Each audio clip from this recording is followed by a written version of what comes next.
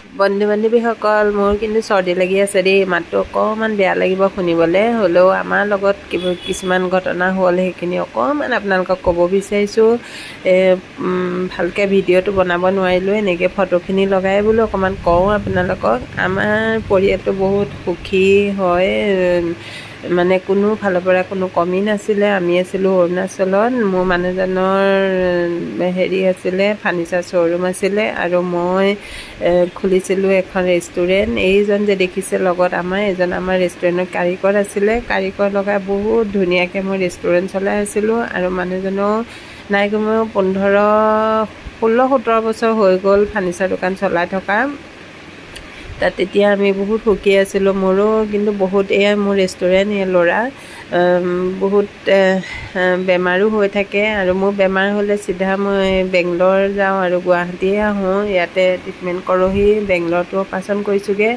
এয়া আমাৰ নিজৰ গাড়ী আছিলে তেওঁ নিজে গাড়ী চলায় কিন্তু আমাৰ লকডাউনে মানে চব খতম কৰি দিলে লকডাউন অহাৰ লগে লগে আমাৰ ফাৰ্ণিচাৰৰ বস্তু যিমান দিয়া হৈছিলে পিছত লকডাউন খোলাৰ পাছত পইচা বিচাৰি গ'লে ট্ৰাইবেল মানুহে কাটিম বুলি কয় তেনেকৈ আমি বহুত ডাউন হৈ গ'লোঁ আৰু বেংগলী বিহাৰী মানুহেও লগ লাগি আমাক বহুত অন্যায় কৰিলে আমি তাত থাকিব নোৱাৰিলোঁ সেইটো কাৰণে মই কি কৰিলোঁ মানুহজন আৰু ল'ৰাটো তাতে আছিলে ছোৱালী আছিলে পিজিত হোষ্টেলত মই গুচি আহিলোঁ গুৱাহাটী আহি পেলাই হেৰি NGO এটাত সোমালোঁ মই কিন্তু ঘৰত কাম কৰিবলৈ মানুহ ৰাখোঁ ল'ৰা ছোৱালীও সিহঁতেই ডাঙৰ কৰিছে মোৰ ঘৰৰ কাম একো কৰিবলগীয়া হোৱা নাছিলে আগতে কিন্তু মই আহি NGOত কামত সোমালোঁ আৰু NGOত মই ইমান বেয়া কাম কৰিবলগীয়া হ'ল ডাইপাৰ চেঞ্জ কৰাৰ পৰা ধৰি কিবা কিবি ধেৰ কৰিবলগীয়া হ'ল এয়া মোৰ বেংগলৰ ফটো হয় ট্ৰিটমেণ্টৰ কাৰণে টিউমাৰ অপাৰেশ্যনৰ কাৰণে গৈছিলোঁ এয়া হৈছে ছোৱালী পিজিৰ ফটো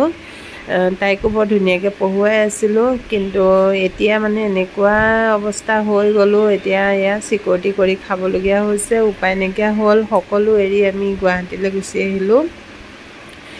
তাৰপিছত এয়া মোৰ বাইদেউজনী এই বাইদেউৱে আমাৰ ঘৰতে আছিলে ল'ৰা ছোৱালীক বাইদেউৱে ডাঙৰ কৰিছিলে আৰু এজনী আছিলে তাই আমাৰ ঘৰৰ পৰাই বিয়া হৈ গ'ল তেনেকৈও আমি কেইবাজনীও কাম কৰিবলৈ মানুহো ৰাখিছিলোঁ ঘৰতে এইজনী বাইদেউ বহুত মৰমত ৰাখিছিলোঁ বহুত ভালো আছিলে তাহাঁত আৰু এই বাইদেউজনী মোৰ লগতে মানে গুচি আহিলে গুৱাহাটী তাইকো NGOতে ভৰাই থৈছোঁ তাই এইয়া ভণ্টিজনী তাইও আছিলে আমাৰ ঘৰতে কাম কৰিবলৈ তেনেকৈ এইয়া গাড়ী আমাৰ আছিলে গাড়ী এখনেই নহয় 2-3খন গাড়ী আছিলে কিন্তু কি কৰিব ভগৱানৰ দুখ বুলি মই ক'বলৈ নাযাওঁ আৰু আমাৰে কপাল আচলতে এয়া এনেকুৱা এতিয়া শূন্যৰ পৰা উঠিবলৈও এতিয়া মানে এয়া মোৰ ৰেষ্টুৰেণ্টত পাৰ্টিও দিয়া হয় বাৰ্থডে বহুত ধুনীয়াকৈ আমি চলি আছিলোঁ কিন্তু লকডাউনে আমাক খতম কৰি দিলে এয়া NGOৰ পৰা যে কাম কৰিছোঁ বুলি কৈছিলোঁ এই খুড়াহঁতৰ ঘৰতে কাম কৰিছিলোঁ তাৰপিছতে এয়া চিকিউৰিটি গাৰ্ডত পিছত গৈ সোমালোঁ তাতে ছয়গাঁও চাটাবাৰী ফালে আছিলোঁ এতিয়া বৰ্তমান গুৱাহাটীতে আমি এতিয়া ৰ'দে বৰষুণে তিতি এনেকৈয়ে কাম কৰি থাকিবলগীয়া হৈছে এয়া এতিয়া জীৱনটো সেইকাৰণে সঁচাকৈ মানুহে টকা পইচা হ'লে অহংকাৰ হ'ব নালাগে আমাৰ হয়তো কোনোবা জেগাত অহংকাৰ হৈছিলে চাগে সেইকাৰণে আজি এয়া অৱস্থা হ'ল মই কৈছোঁ আপোনালোকক যিসকলে টকা পইচা বেছি আছে সেইসকলে কেতিয়াও অহংকাৰ নকৰিব দেই অহংকাৰ হ'লেই পতন হয় কিন্তু